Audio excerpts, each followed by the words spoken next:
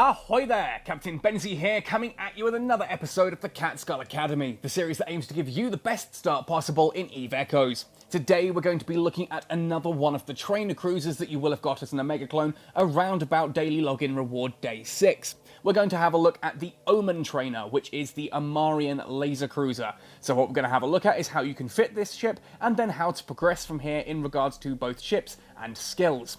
Now, if you do enjoy this video or find it useful, let me know by hitting like on it, sub to the channel for all things EVE Echoes, and ding that notification bell so that you never miss a video.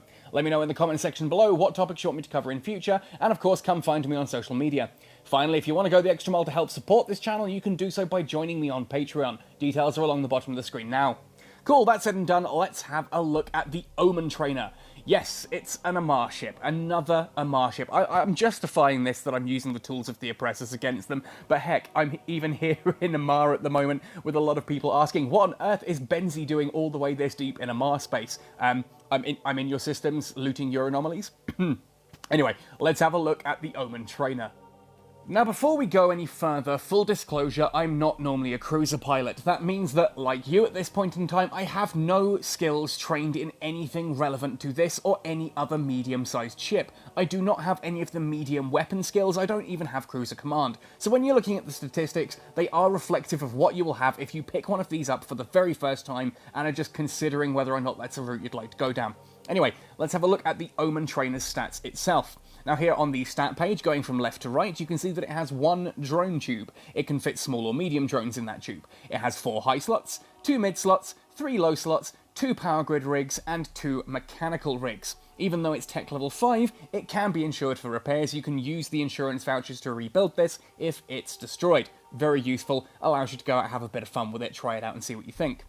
Now, if we look at the stats, the bonuses that you would get if you do skill into relevant skills, here you can see that medium laser operation gives you a 10% reduction to medium laser capacitor need. That is actually a really important skill. I've just taken this out for a test run, and it does struggle with the capacitor without any of those there. Simply every time you fire, a massive whack of your capacitor is eaten up, and I found myself running out of cap quite quickly. Therefore, if you are going down the route of the Omen, I would seriously consider going into medium laser operation very, very quickly. Heck, if you're lucky enough to still have the skill chip box from day 5 of the login rewards as an Omega clone, use the medium laser operation one. That'll take that straight up to level 4, giving a 40% reduction to medium laser capacitor need, which is just huge and super useful.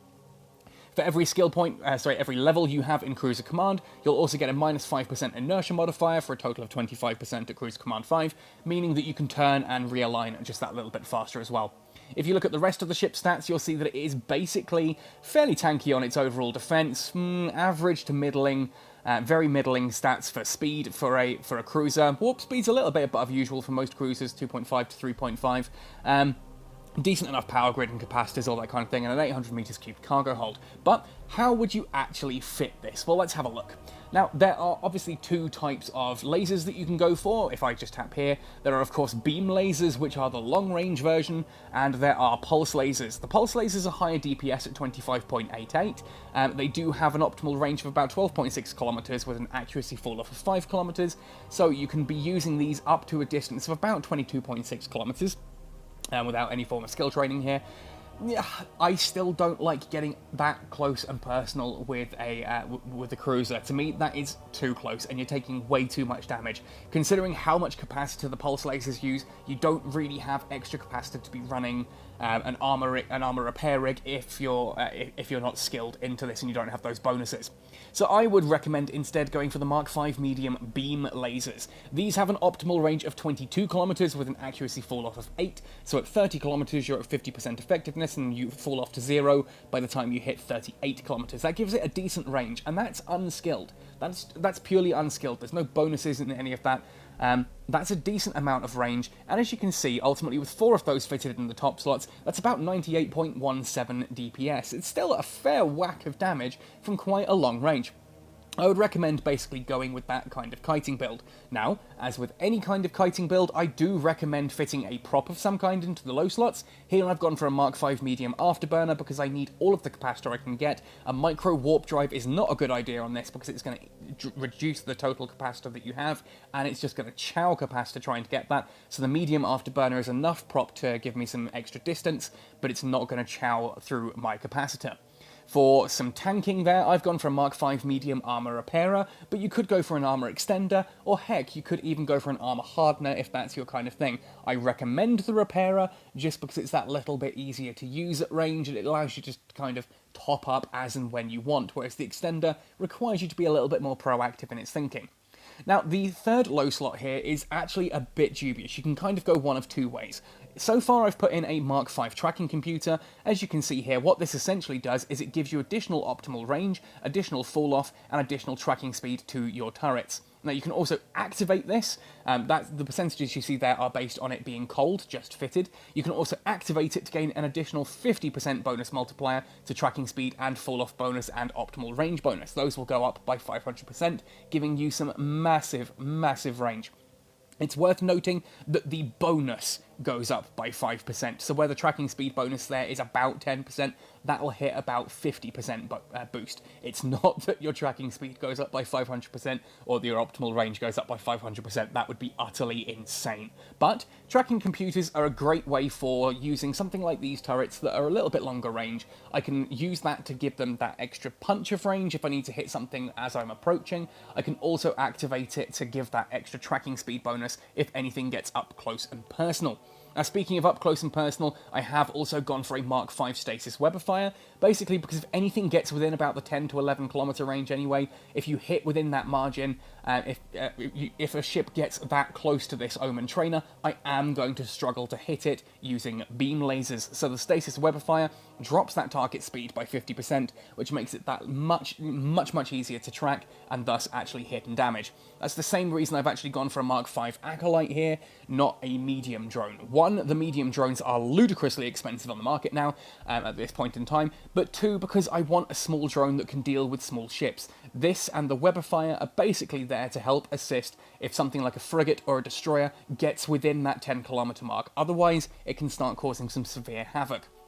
Now, talking about the low slots, I said there are kind of options here. I've gone for the tracking computer to start with, but you could also go for something like a heatsink. If I equip a Mark V heatsink, you'll see what happens here when that loads into place. If I now close all this down, the DPS has shot up to 105.71, and that's cold. Again, I can activate that heatsink, and it will increase the total DPS over time. Useful if you just need to give a little bit of extra punch, just to finish off something quickly, and it is entirely up to you which of those two you go for. Personally, I prefer the additional safety afforded by the tracking computer, in that it allows me to hit things that are up close and personal and get that little bit of extra range just to start shooting something as I'm beginning the approach to sort of the 30 kilometer range, but that extra 7 DPS, it's up to you. You might find that that's exactly what you're looking for. Now, as we look at this ship as well, of course, under its defense, 1674 shield hit points, 2467 armor hit points, 2015 structure. This is clearly an armor tank. The vast majority of your hit points are in the armor section, so that's the health bar you want to focus on working with, especially if you're going for armor repairers. You could theoretically put shield extenders and shield extension rigs and all that in there. I just really wouldn't recommend it. For me, that's very much an armor tanking ship. Capacitor, for an Amarr ship, this is not a happy thing to see.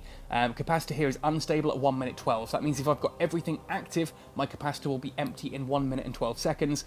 Considering that my weapons rely on my capacitor, that's not great, which is exactly why I say you need to be training up that skill, the medium laser operation, in order to have your cannons using less capacitor every time they fire, and you'll soon find that gets you towards cap stability.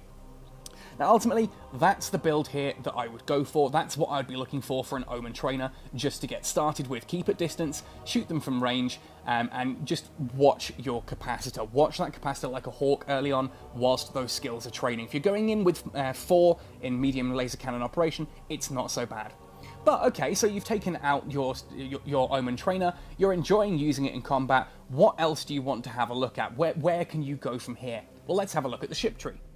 And of course, it is the Amarr Empire ship tree that we're going to be looking at, so let's head across to the Omen Trainer. It's here on the right. Obviously, being a trainer, there is a standard variety of the Omen on the left here. Now, the main difference between the Omen and the Omen Trainer is that the Omen, the main ship that is to say, has an additional low slot, taking up that complement to 4, and the medium laser operation skill also gives a reduction of 3% to medium laser activation time.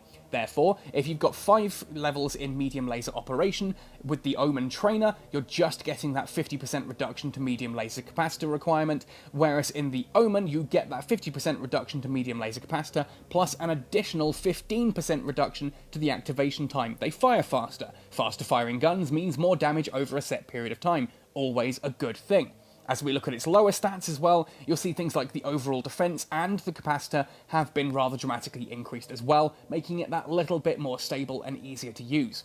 Now, if you enjoy the Omen line, of course, you would then look to proceed up to the Omen Navy issue, but this is only worth doing once you start training into advanced medium laser operation. So once you start getting skills in advanced medium laser operation, that's when you'd look to up into the Omen Navy issue. Because again here, it looks like, hang on a second, it's got the same medium laser capacitor need drop, but it's only got a 2% reduction to medium laser activation time. So at advanced medium laser operation 5, I'm only getting a 10% reduction? I was getting a 15% reduction with the Omen. Well, yes, that's because if you look here closely, you'll see that there are 5 high slots rather than 4. So yeah, okay, they don't activate quite as fast, but you've got 5 of them shooting instead of 4, which is a 25% DPS increase on its own. Obviously then, for Advanced Cruiser Command as well, you will start to get inertia modifier reductions, as before, with additional scan resolution and sensor strength, so you'll actually be able to lock onto your targets just that little bit faster, especially if they're smaller ships, which is always a nice thing to have. But it's not just the Omen that are going to benefit from those skills. That's where we also have the Mauler, or Marla. I'm not actually entirely certain how you pronounce this one. Ultimately, this is another laser ship that is going to benefit from similar sort of skills. Obviously, Cruiser Command there gives you medium laser damage and medium laser capacitor need reduction. But what the Mauler does is essentially gives you armor resistance boosts. And that's just the trainer. Again, there is the standard version as well there. Increased armor resistance, medium laser damage, and medium laser capacitor need. This is a tanky vessel. The Mauler is ultimately one of those things that you're going to want to warp into an anomaly first, and it will take the shots for you. Heck, you can see compared to the Omen of about 9,000 defense, this has 13,436. It is a massive increase, and that is before getting skills in armor operation. And if you're a budding Amarr pilot, chances are you were training up armor operation when you were still in frigates and destroyers, and that skill will have carried across. Now, before we talk about skills, though that would have been a lovely segue, we do need to, of course, look at battle cruisers as where you would go from here in regards to to using those skills. Now, the Harbinger is going to be your main one to have a look at here. You can see here, if you've been using advanced medium lasers, you are going to be going into advanced medium laser upgrade, which will give you additional damage, a reduction to capacitor need, and the roll bonus itself as well gives you optimal range and accuracy fall-off. The Harbinger prototype is just the start. Obviously, you look to go into the Harbinger itself. That would kind of be your medium endgame as a medium laser pilot. So if you're looking at cruisers, you might eventually consider looking into battle cruisers. The Harbinger is going to be going towards your endgame there.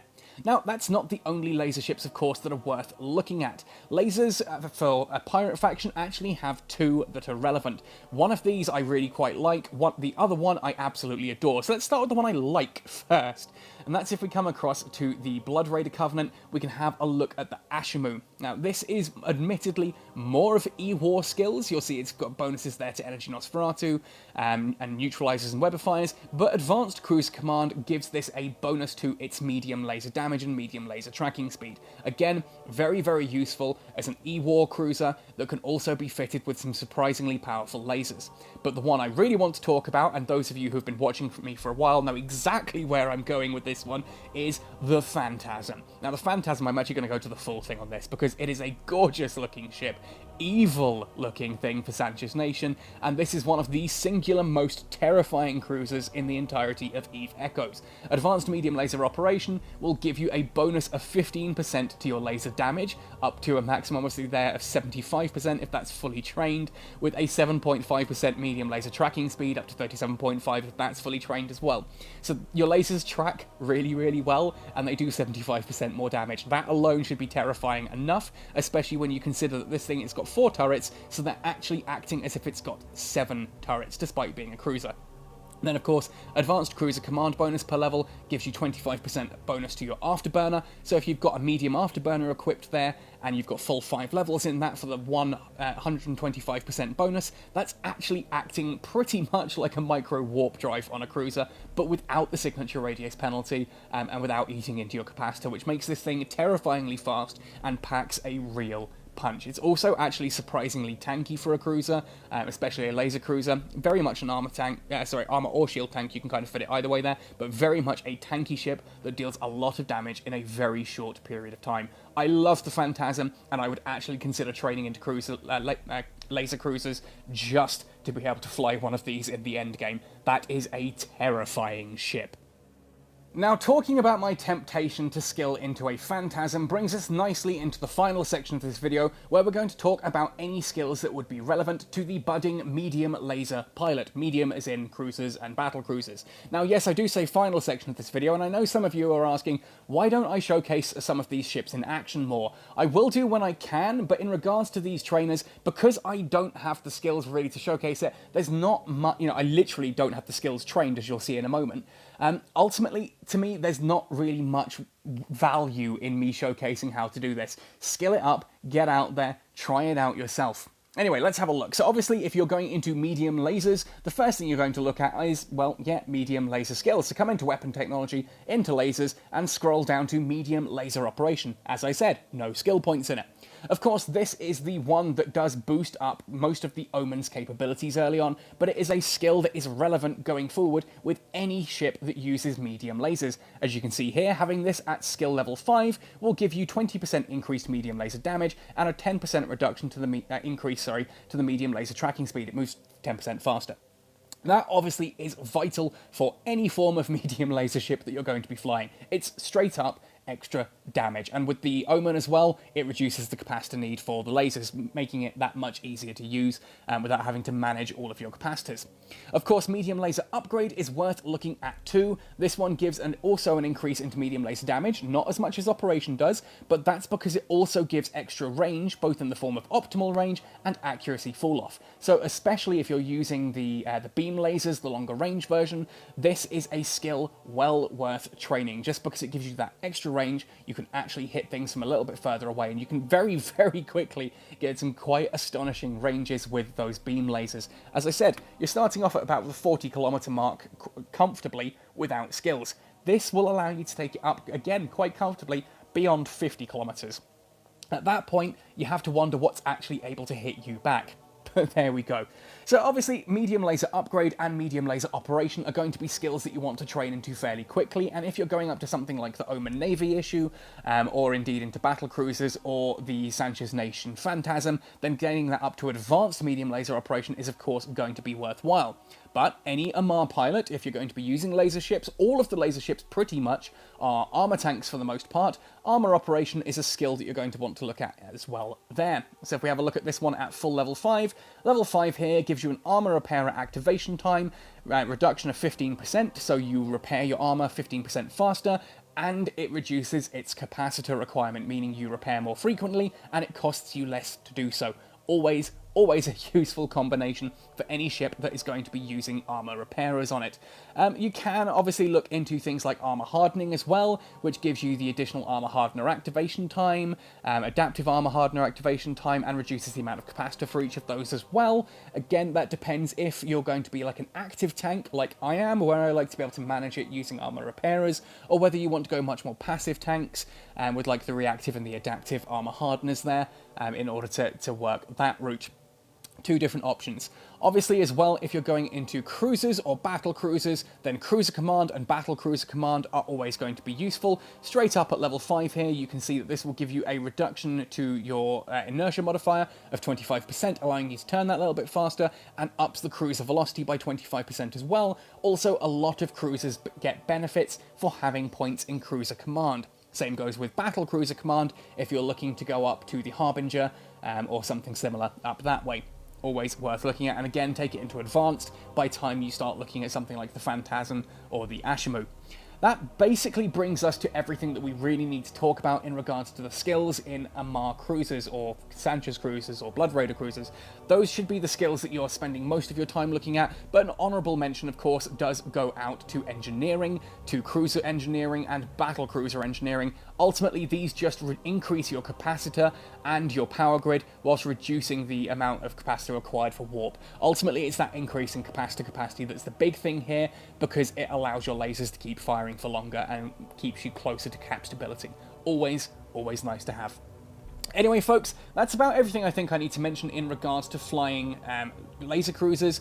I do recommend them. These are actually a lot of fun, and that's coming from a Minmatar pilot. I felt my heart break a little as I gave that recommendation, but in all honesty, I can't say that no, because I'm Minmatar, lasers suck. They don't. They are probably one of the better weapons in the game right now. They cut through shields like a hot knife through butter. They do a lot of damage, high DPS, and they apply really well. A lot of people have said, well, what about missiles? I see everyone's using missiles. Missiles get the range, but DPS on missiles is ultimately lacking. Yes, when you look at the stat page, you often see that DPS is higher on missiles. It has to be, because a missile almost never applies its full damage due to how application works, and that's something you can go watch my missile videos on to understand that one.